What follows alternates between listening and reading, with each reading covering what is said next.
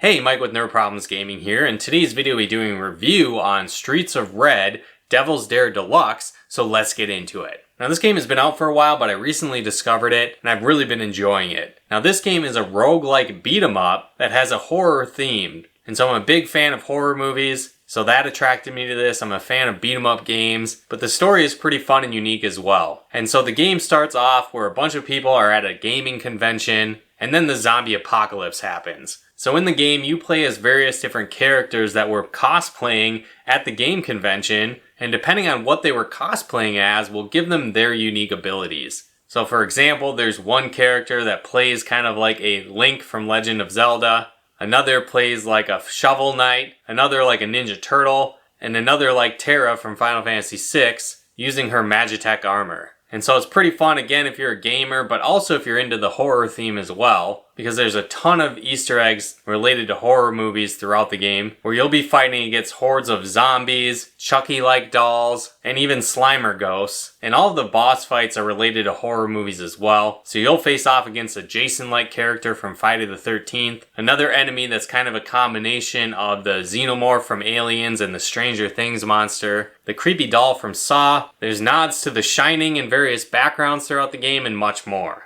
Now, while each character kind of has a similar play style in the sense of you have a basic attack, a special move, a diving roll, and a way to break free from enemies when they're attacking you, outside of that, these special moves kind of have their own unique ability for each character. So for example, when you're playing like the character like Link, you'll be able to spin your sword in a circle like Link's move, do a charge dash with your shield, and use your hook shot to pull characters towards you. But when you're playing as the Final Fantasy VI-like character in the Magitech armor, you'll be able to shoot out Ice Blast to freeze enemies, toss out bombs for explosions, and cast a Drain-like shield spell, which can restore your health. Now for a lot of beat-em-up games, sometimes they tend to be button mashers, but I think in this game you definitely need to be strategic, because one cool feature is that if you kill 3 or more enemies with a special ability, they'll drop health power-ups to heal your character. And so when things get really intense, you definitely need to utilize that and plan out how you're going to defeat enemies if you hope to survive.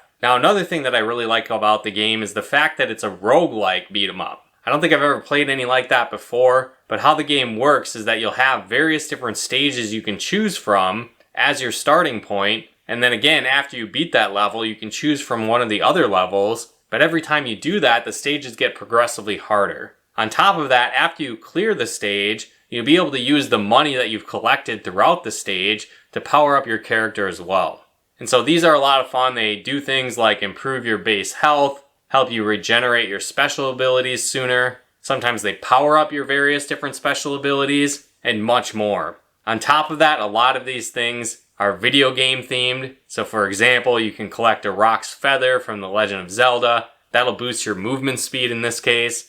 The item that will help you regenerate your special ability faster is actually an Esper Shard from Final Fantasy VI. You can collect a Fairy Bottle from The Legend of Zelda, plus a lot of other items you'll recognize if you're an avid gamer. Now on your first playthrough, playing on the normal mode, it'll probably take you around an hour, which isn't incredibly long. However, with all the multiple characters you can play as, the ability to unlock additional characters, different difficulty settings within the game, the ability to play local co-op, and an additional survival mode, which is kind of an endless wave after wave of enemies, I think the game has a really high replay value. While I don't think you need to be a fan of horror movies to enjoy the game, I think if you're a gamer, if you like horror movies, you'll definitely appreciate all the Easter eggs throughout the game, and even the playstyle as well, and the variety of different game-based characters. I definitely think this is a hidden gem beat-em-up, and if you haven't yet played Streets of Red, I highly recommend it. But let me know in the comments below, have you played this game before? Are there other great horror-themed beat-em-up games I should check out? Let me know in the comments below. Or even if there's other great beat-em-ups I should check out and play, let me know those in the comments below as well. But if you guys like this video, be sure to smash that like button as it really helps out the channel. And if you like videos like this on video games, board games, and everything nerdy, check out one of our other videos here.